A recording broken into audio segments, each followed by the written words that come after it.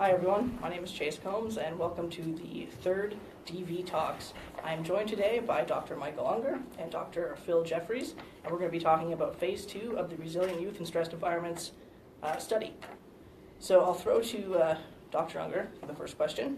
Can you give a quick recap of Phase 1 of the project? I recognize that maybe not everyone knows exactly what we're talking about today. So what we're looking at is doing a study here in Drayton Valley, paired with a community in South Africa, looking at young people who are trying to understand how they cope in stressed environments. So both sort of understanding the protective factors, things that they do when there's stress on them. And the study started with a whole series of interviewing young people. We've interviewed so far 28 young people of different, from between the ages of, I think in this case, the youngest is 15, 16, up to about 24. And we're trying to understand how, what they think of their town, how they cope with these boom-bust cycles, and learning a lot from young people themselves. And then we're going to package that information and hopefully bring it back to the schools and to the community more generally. Cool. And so for Phil, I know that Phase 2 depends very heavily on the survey. I was wondering if you could talk a little bit about the development and implementation of that. So we're doing a big sweep questionnaire survey. We have lots of in-depth data from the qualitative phase, and now we're trying to get a broad sweep of lots of things that could be protective factors, risk factors. So we want to know how people are doing in terms of their mental health and their physical health, things about their neighborhood, their perceptions as well, to get a better picture of individuals that do well, perhaps individuals that don't do well, and the patterns across those. Okay. And how have youth been involved in the development of that? So the development of the questionnaire, which really looks at many things, comes partly from the resilient science, so from the literature base, and we also involved the youth when we've been visiting our sites. So we've actually sat down with people and said, well, what are some of the things that you think would be important to look at, looking at whether the things that we think would be important to look at kind of make sense, and finding somewhere in the middle there, and also a large degree of input from the qualitative phase as well, from some of the in-depth work there. So that's really formed some of the content for the questionnaire, which has now gone out and is live. Okay. And this is for either of you. What do you think makes Drayton Valley an ideal site for a project like this? Well, the fact that you're going through, the community does go through cycles of economic up and down. It makes, and it's a nice size of community to sort of really, it's a great place to sort of look at how a community adapts. Because you have strong industry, but you also have a lot of some services, not a huge amount, but you have services, you have recreational opportunities. Also, you have a lot of people who come into the community for work, but you also have a population that grew up here. And like every other community, not just any other extraction resource town that's doing this kind of stuff, whether it's in the oil industry or mining or whatever, you also have a situation where young people sometimes leave those communities for education or other purposes. But the town also wants to, in a sense, keep them. They want to bring back those young people or make sure that young people have opportunities to stay and thrive, even as the economy goes up and the economy goes down. So it just kind of fit. It checked a lot of different boxes, and we also had I'd had a long-standing relationship with Drayton Valley and knew there were some great people really committed to doing this kind of work and asking questions about the community and improving the community. So that made it even easier to come back here with the research project. Interesting. And how do you think the results of this study will benefit the residents of Drayton Valley? Well, that's actually going to be easy because the school boards are very involved and they're really keen to hear what we find. Town councils very keen to hear what we find and indeed use the results to sort of think about, well, where do we invest? What kinds of things would actually make young people so they're not bored? What would actually make it possible for young people to, in terms of their education, so we can make sure that they have an educational path that actually benefits our town. What do we do? I hear questions like that of, our research should help answer some questions like how do you keep young people here, but also bring back young people who might have gone away for education purposes? How do you decrease stress on families so that even when there's a boom period, you're not getting a lot of very stressed families with parents? I mean, the hours are long, but how do you sort of minimize the impact of that on families in a community? And there are things that municipalities can do. Provincially, that can be done as well. We're hoping that the findings are also useful to the provincial government, and indeed potentially even nationally or internationally. So, we're hearing that people want to use, whether it's a school board or a municipal government. There's some sense of, wow, we can actually find out what kids are thinking, what they value, and indeed how we can actually help them be a bigger part of our community. That makes a lot of sense. I hope so. I mean, I hope it does. You're one of those youth as Yes, well, I am. right? Yes, So, I am. yeah. I do want to come back to your response there, but before I do, and I recognize that neither of you are necessarily an expert in this, but I did want to ask about the hair samples, what that process is about, and maybe some of the engagement around that piece. Yeah, it's getting a lot of interest actually. I think everyone's sort of filled out surveys, and that's sort of old hat. It's less interesting, but actually doing their hair sampling is really sort of appealing to people, and people are asking a lot of questions about it. So alongside the survey, another way of measuring stress is through cortisol in hair samples. So we're actually taking very small samples of hair and sending them to our lab in BC, and these are being analysed to measure levels of stress.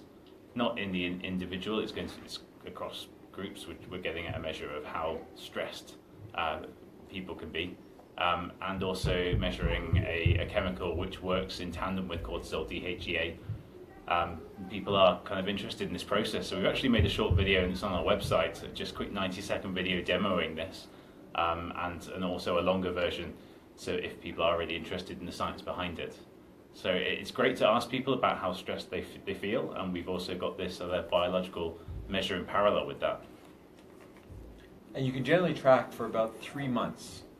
If you clip a certain amount of hair, you can usually say, how much stress have you been under for the last 3 months?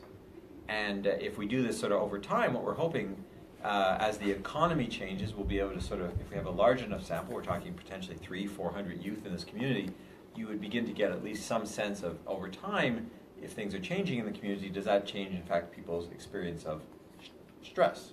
Right. And it would be, when you sort of put all that together, you can perhaps get a helpful picture about things that, of course, people who don't have a lot of stress or aren't showing that stress, you begin to ask questions like, well, what is it that's in their life different? Is it something about their family, something about their housing, something about their job, something about their education, something about the part of the community they live in, something about what their parents are doing?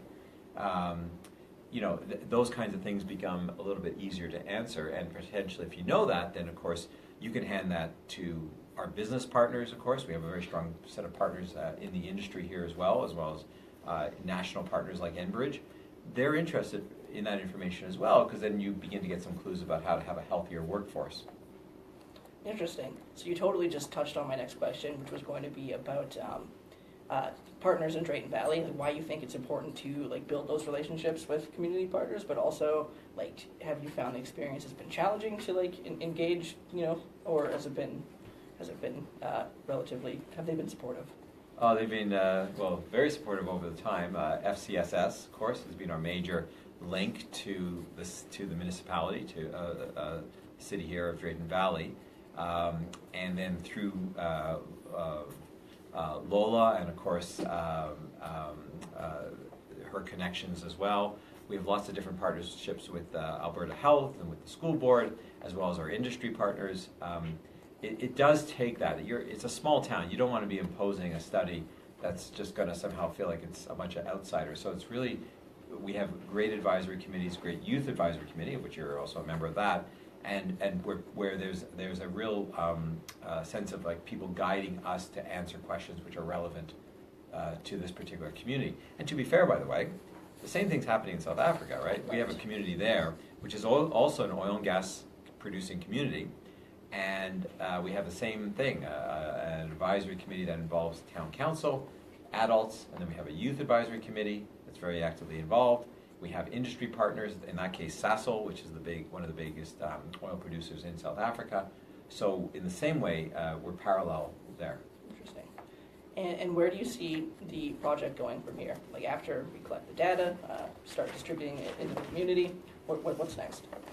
Well, actually, I was wondering if I could invite up another one of our colleagues here. If I could swap out Dr. Rasheen Seifert is also on the team.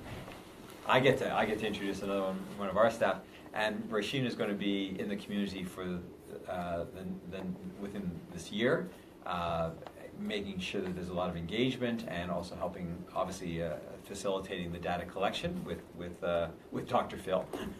And I don't know. Do you want to say? I mean, how were your questions around engagement of Yeah, after we collect the data from the surveys and the community in general, we start distributing it, and then what's next? Take over? Okay, so from the very beginning of this project, I've only been on board for a month or so, but you've been on board the whole time, so you've seen all this unfold. It's really been structured around what the community wants. So the project was started already kind of thinking ahead to how we're going to feed back and what we're going to feed back on, and that's informed everything from what data we collect to how we collect it. And so there'll be another couple months on the survey phase, and then our first major knowledge distribution event after we're expecting to get at least all the school surveys back, and maybe all the community ones, is in April, and we're going to a regional FCSS board meeting and just presenting what our findings have been so far to that, to other municipalities that have similar kind of profiles. And then going forward, we're going to be looking for events that we can take youth participants as well, the people that are really helping generate the knowledge with us as collaborators. And we'll be hopefully taking them to conferences, but also to things like policy briefings.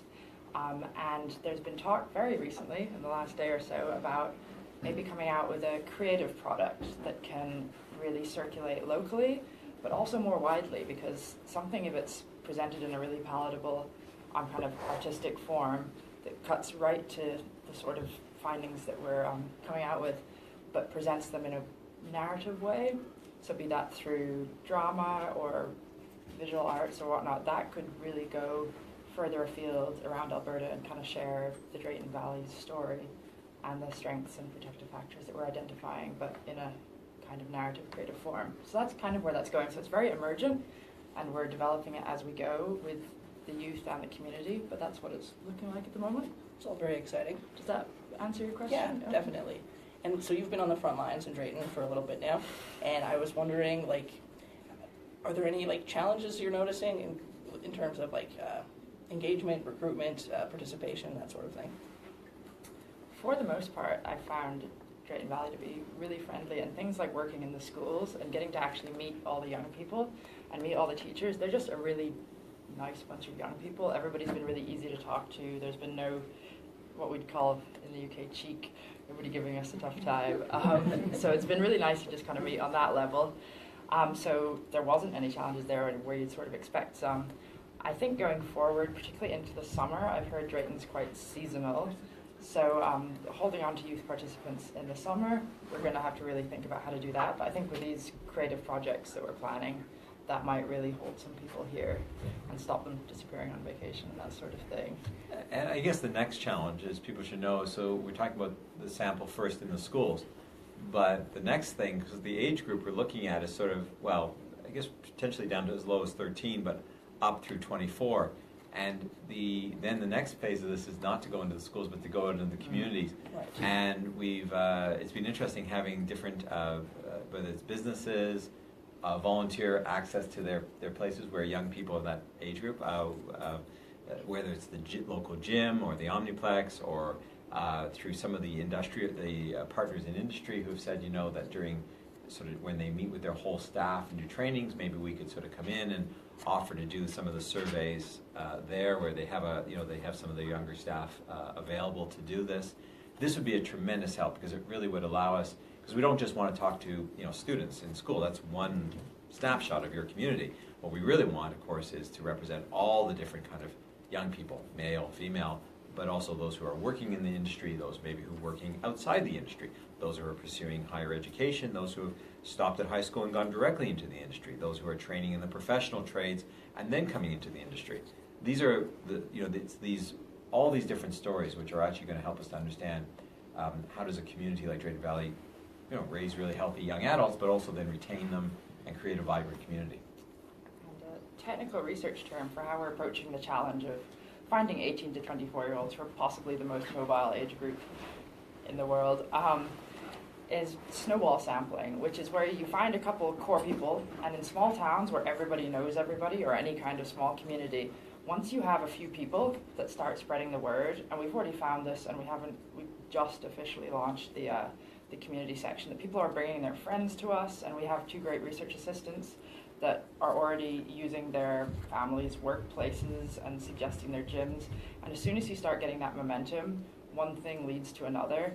And this is such a common thing in social research that it's got its own methodological term. So snowball sampling is probably going to be how we overcome the challenge of tracking down 18 to 24-year-olds. But we're always keeping an eye to making sure that our sample is kind of representative as well. So not just anybody that comes, but making sure that we're not getting way more men than women or vice versa. But It makes a lot of sense. that's working well so far. So I was wondering if it was too early to talk about some of the themes that you may have noticed in coding, I suppose, some of those results. It's pretty early, but we have begun to sort of look at what we collected already. There was, what we've sort of been finding is that there were young people talked a lot about different strengths of the community. A real sense of belonging, a sense of family. Like you got a bit of a portrait of a traditional family community. There's people who have lived here a lot of long years. There's been some great economic strengths with the boom periods in the community. They've talked about the recreational opportunities. A lot of young people talked about being outdoors, the opportunities to be outdoors, and it's a pretty spot in a sense. And there's a lot of people that acknowledge that. They say, there's things to do here, and there are places to go and this type of thing. So that was kind of good. Painting a small town life that really fits with a lot of good economic opportunities, families that are tight, families that hire their own, provide job opportunities. So that definitely loud and clear. Of course, on the other side, because people did also talk about some of the drawbacks of the community. And to be fair, there was worries about things like crime and drugs. There was worry that there was a lot of transient people who came through the community that weren't committed to the community. There was also the sense of maybe for some youth that there's an element of boredom, and also there was an element of if you want to go on with your education, you sort of leave the community. So those are sort of the downside of the community. But there was also this interest, you had the sense that there was a strong sense of, people wanted to come back to the community. A lot of youth talked about, if they could find a role here, they would stay, that there was a commitment to the community. And that people did perceive, a lot of them talked about, let's face it, it's a booming economy. If it booms, there's a lot to offer here. Young women, interestingly, have talked about, you get sort of 2 different voices there. Some have been talking about, yes, they can, with a certain personality, they can really break into the oil jobs as well. But also talking about, for a lot of them, they end up more in where it's the men in those jobs, and then the young women are sort of doing the other kinds of work, maybe, in the community. Or, the one example we had was like sort of doing the books for the businesses, as opposed to the laborer jobs that potentially might be higher paying and that type of thing. So there were some splits there about equal. I know that there's been a real push in many industries to get women equal access to those jobs. That sounds like it's in transition, but it hasn't fully moved there. It's going in the right direction, but it hasn't fully gone there. And probably the other really big finding, which is kind of we're working with our advisory committees to talk more about.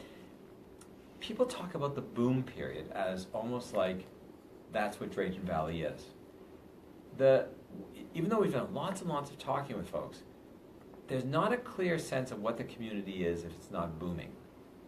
It's like there's the boom, and we're very clear about who we are as a community. That's what the young people seem to say. There's boom, and then we got the jobs, and families behave this way and everything goes.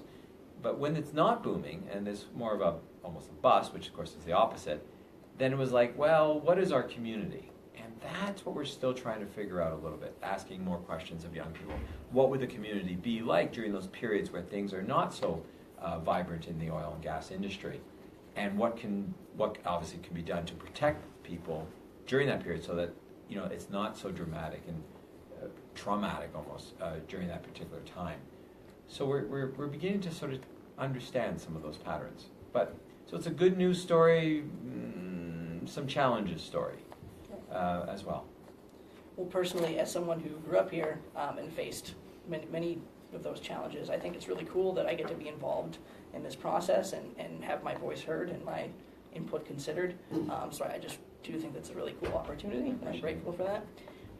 So I wanted to zoom out, I guess, and just kind of talk more about like resiliency more broadly, and like how either of you, both of you, got into this study, in this field, and like what value you see in it, like what is it? What is resiliency? I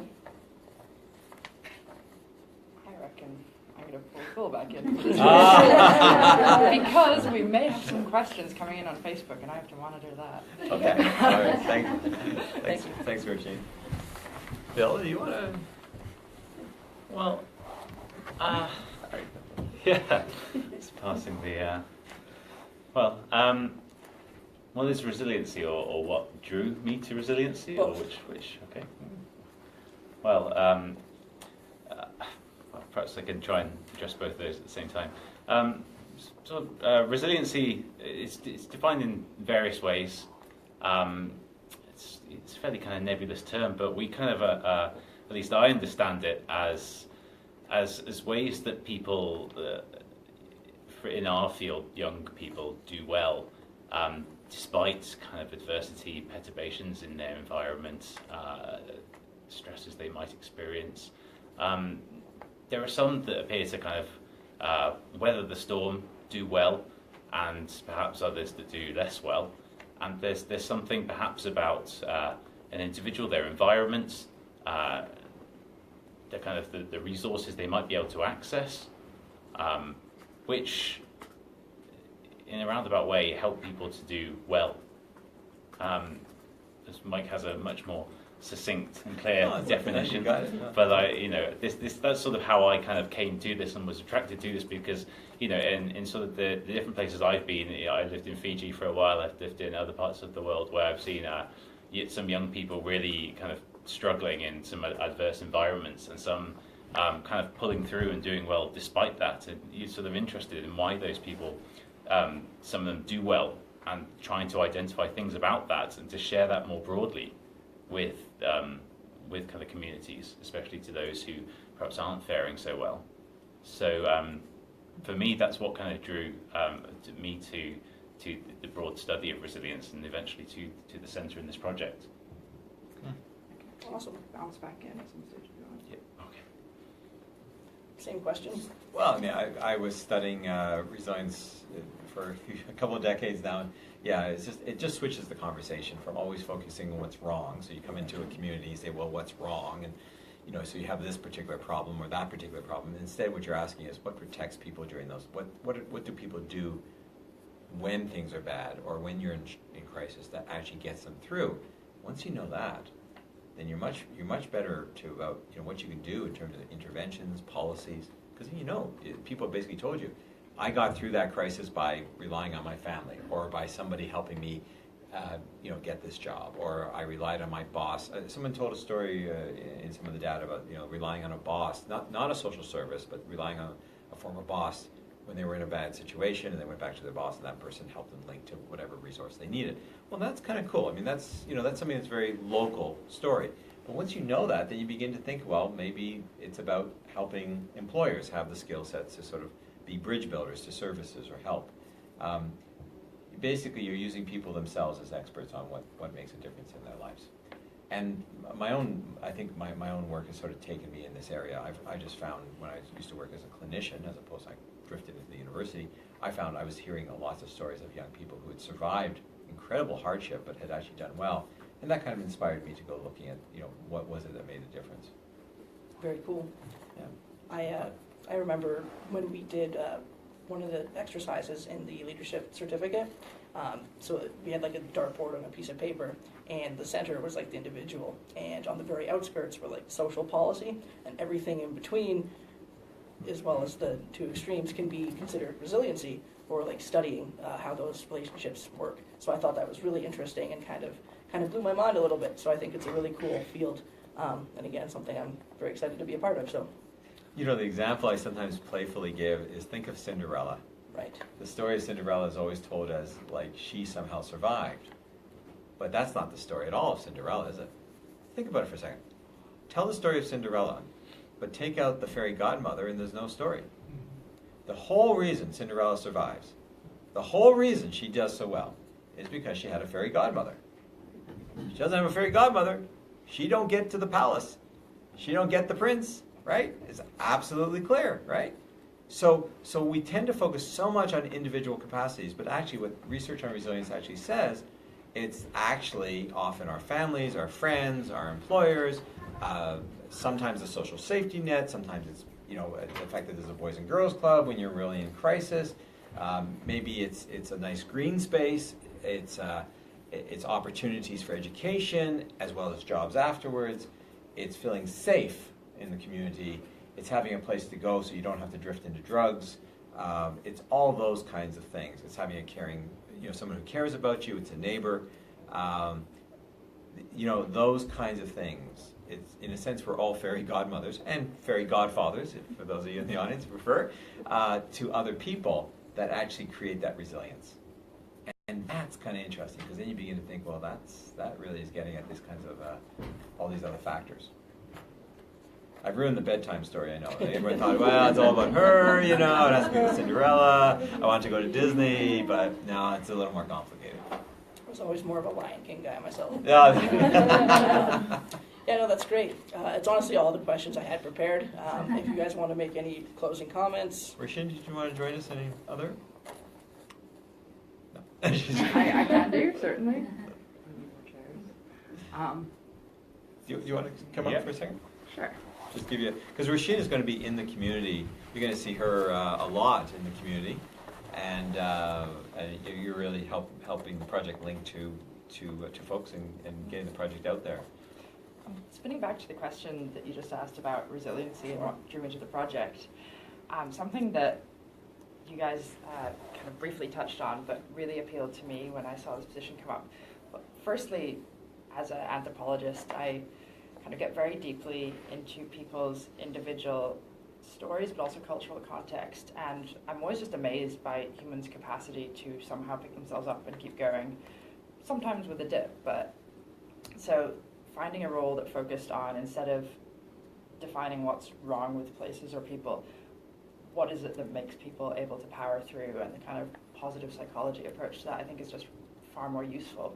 So I was really interested in this role for that reason, because I knew the Institute focused that way.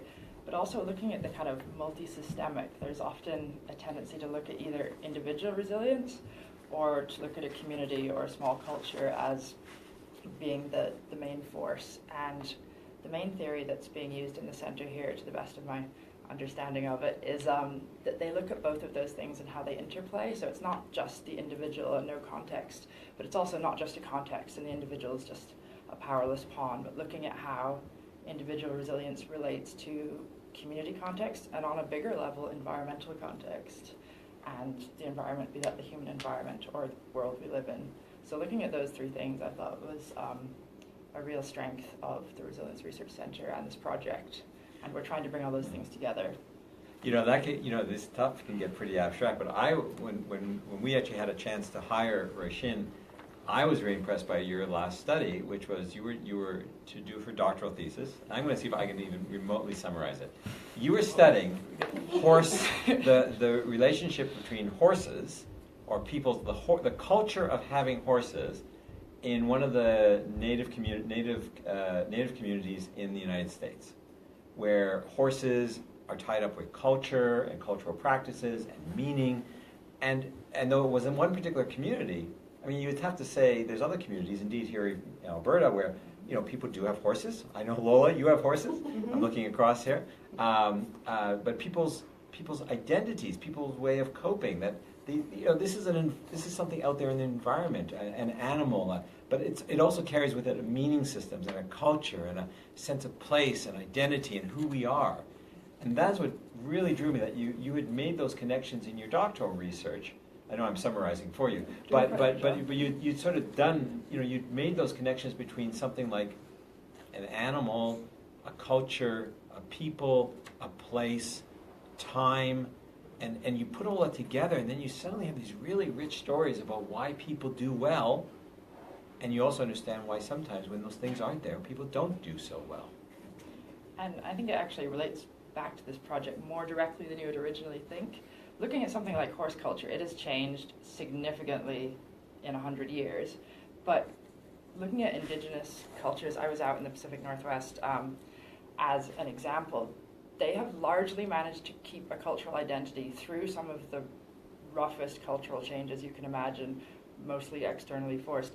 But looking at how the relationship to the horse has changed radically, they're no longer part of everyday life, but they still hold meaning. And so looking at how identity changes over a long period of time applies to any context. Modern life is going forward so fast that so many things are changing so quickly that looking at how people retain an identity and a good life and bring that forward, I think relates to a lot of other contexts. Even in a community really going through rapid technological change, you can still maintain, can a community like Drayton Valley still keep its identity even as perhaps economic conditions change? And that's an interest. I mean, every community goes through the same sort of questioning itself in that. The trick is to figure out, what it is that maintains who you are.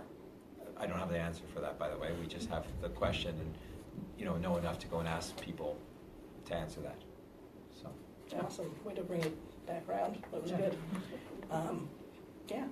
Thanks. Thanks, Chase. Thanks. If people want to stay up to date on the study or want to get more involved, what do they do? Okay, so we do have the Facebook page, and we're updating that fairly regularly. But very specifically, at the moment, and this is a blatant pitch, anybody between 18 and 24, please find us, and we will happily exchange up to $50 for your opinions And a presented via small the bit of survey. hair. And a tiny bit of hair. I've been showing people several times today. It's like this much. Nobody's seemed too bothered by it so far. So send us your relatives, send us your friends or your enemies, although it's quite a nice process, so it's not very good revenge. And that's through the Facebook page as well. We have the RYSE.org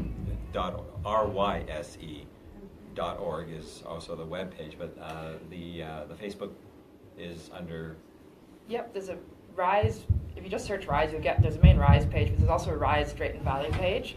But also for people that just want to direct their people to us or people watching, we're based here in Rotary House. You can just wander in. That has happened before, and we've only been at it a few days. Been at the community data gathering section a few days, about a year in so far. And yeah, there will be posters around town. They're bright pink. We have a very noticeable color scheme. And the posters will have a phone number and an email address that people can contact, or they can just find me through the Facebook page. We're fairly responsive. Any other ways to track us down, should people want to? I think that sums it up. Or bother Lola. She can find us. All things come through Lola. Yeah. Of course, that's Lola Strand. Yeah, right. Awesome. Thanks, guys. Thanks, Jim. Yeah. Thanks, everyone. Shit.